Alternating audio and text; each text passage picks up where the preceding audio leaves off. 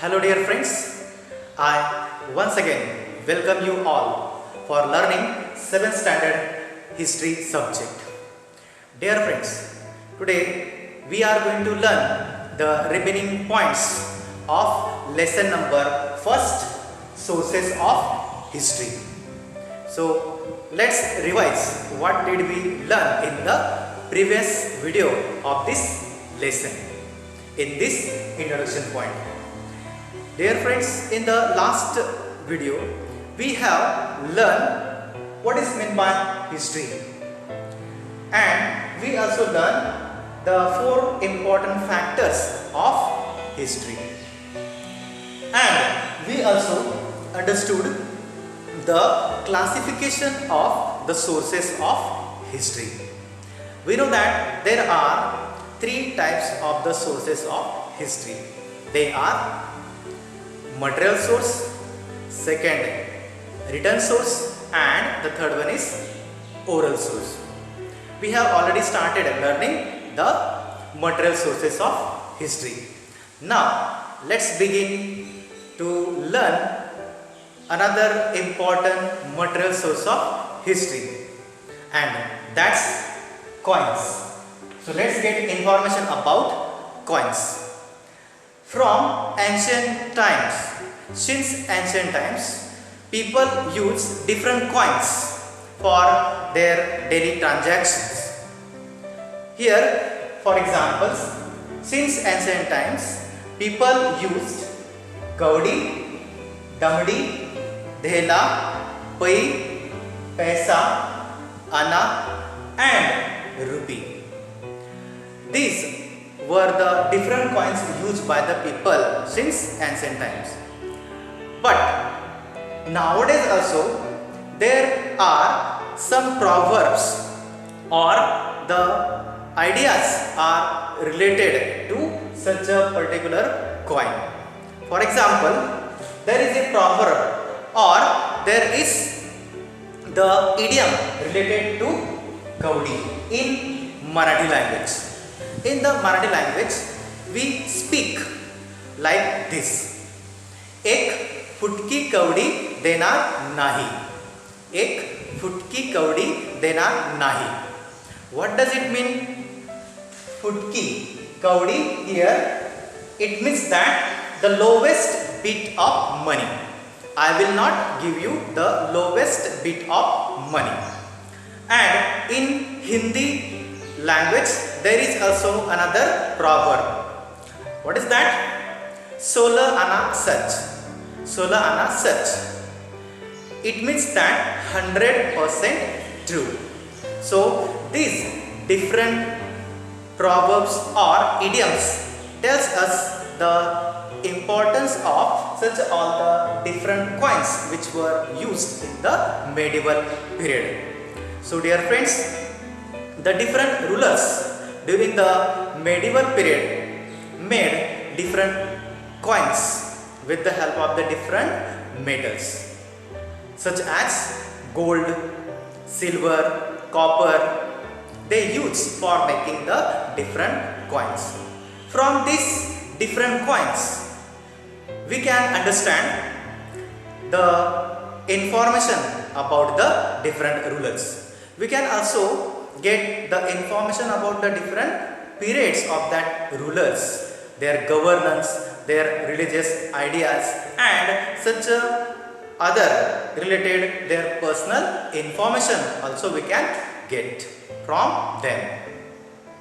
Dear students, from such coins we can also understand the art of metal, how much it is progressed, how much it is advanced, that also we can understand very well.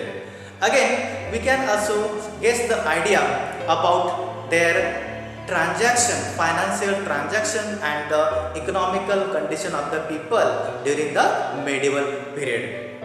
Dear students, we can also understand the religious coordination of the different rulers among themselves. For example, Emperor Akbar made the coins on which we can see that the images of Lord Ram and Sita. Another example, Hyder Ali also made the coins on which we can see the images of Lord Shiva and Parvati. From this we can understand that how much the different rulers were giving respect to the other religious gods and goddesses, and how there was the religious coordination among them. The Peshwas used the Arabic and Persian language on their coins. Now dear friends, let's get information about the another important material source of history, that is inscriptions.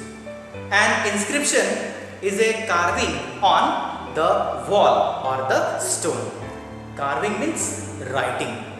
For example, there are inscriptions found in the premises of the Brihadishwara temple in Tanjore.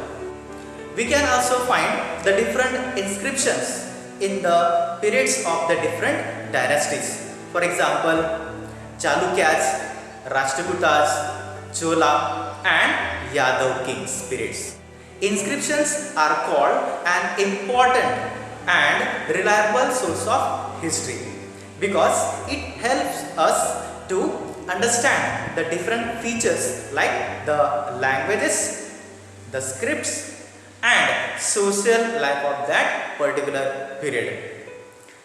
Inscriptions carved on the copper sheets are called as copper plates.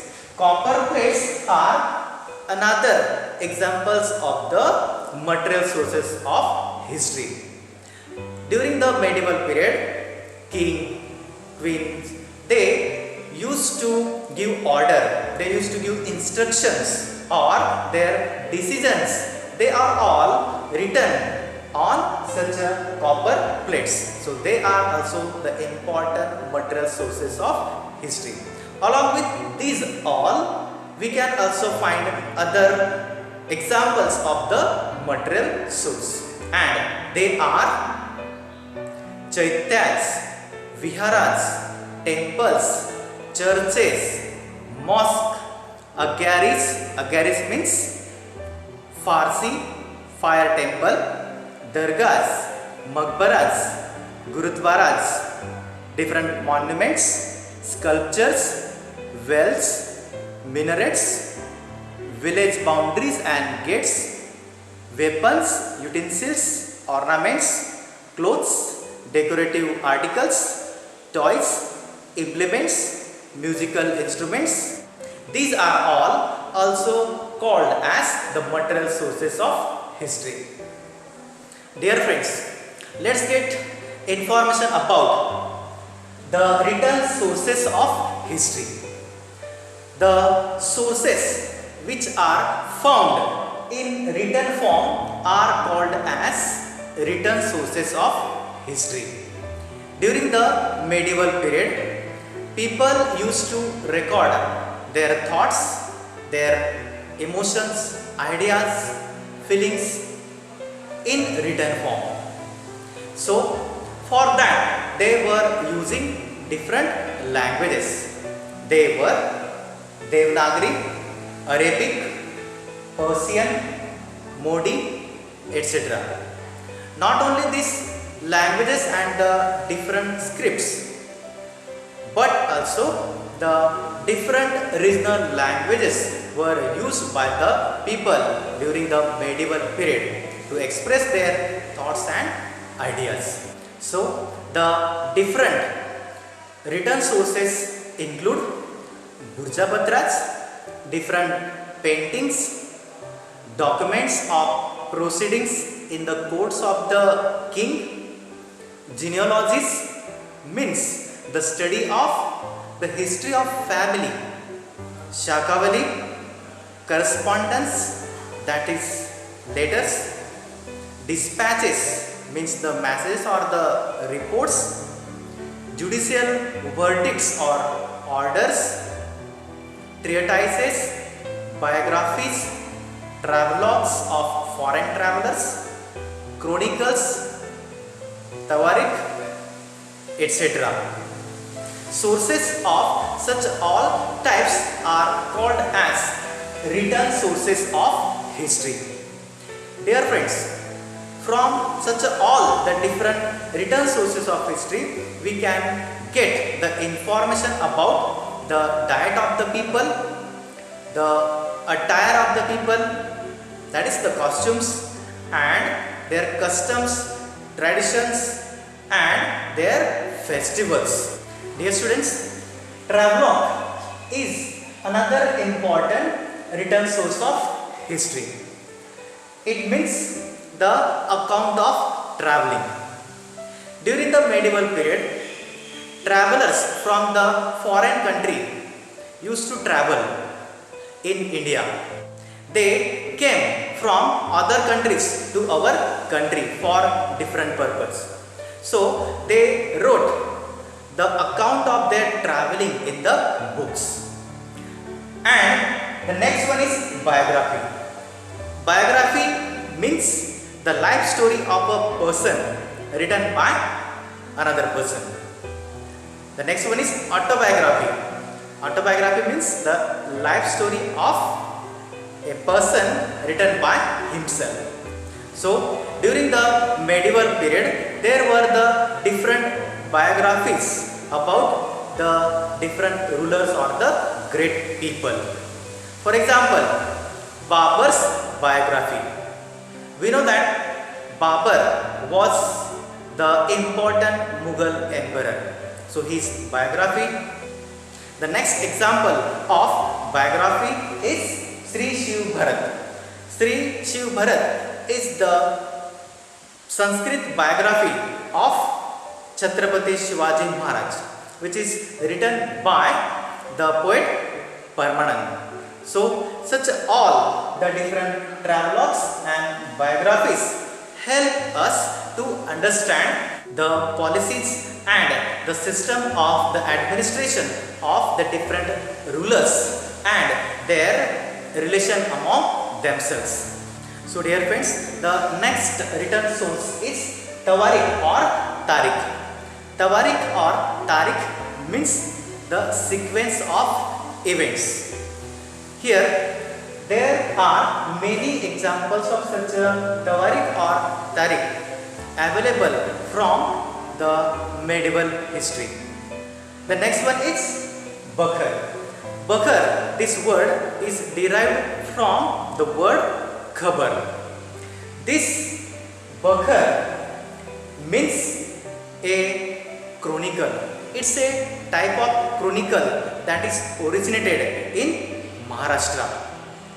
For example, Mahikawatichi Bakhar, Sabasat Bakhar, Bhausahebachi Bakhar, Chitnisachi Bakhar, etc. These all Tawariq or Bakhars, they help us to understand contemporary political happenings, the different linguistic transactions, cultural and social life of the people. Now dear friends, let's get information about oral sources of history. The sources traditionally pass on from one generation to another by word of mouth are called as oral sources of history. These all the oral sources of history includes ovids, folk songs, gathas, shlokas, abhangas, poadas, proverbs, legends, myths, etc. Dear friends, in this way, in this video, we have learned the three different types of the sources of history. The research in history is a ongoing process. Even after it has been written down, research in history goes on continuously. Through such a research in history, we come to know different new information.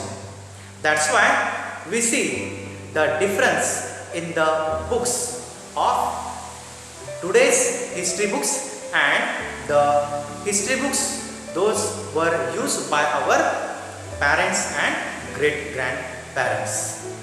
Thank you.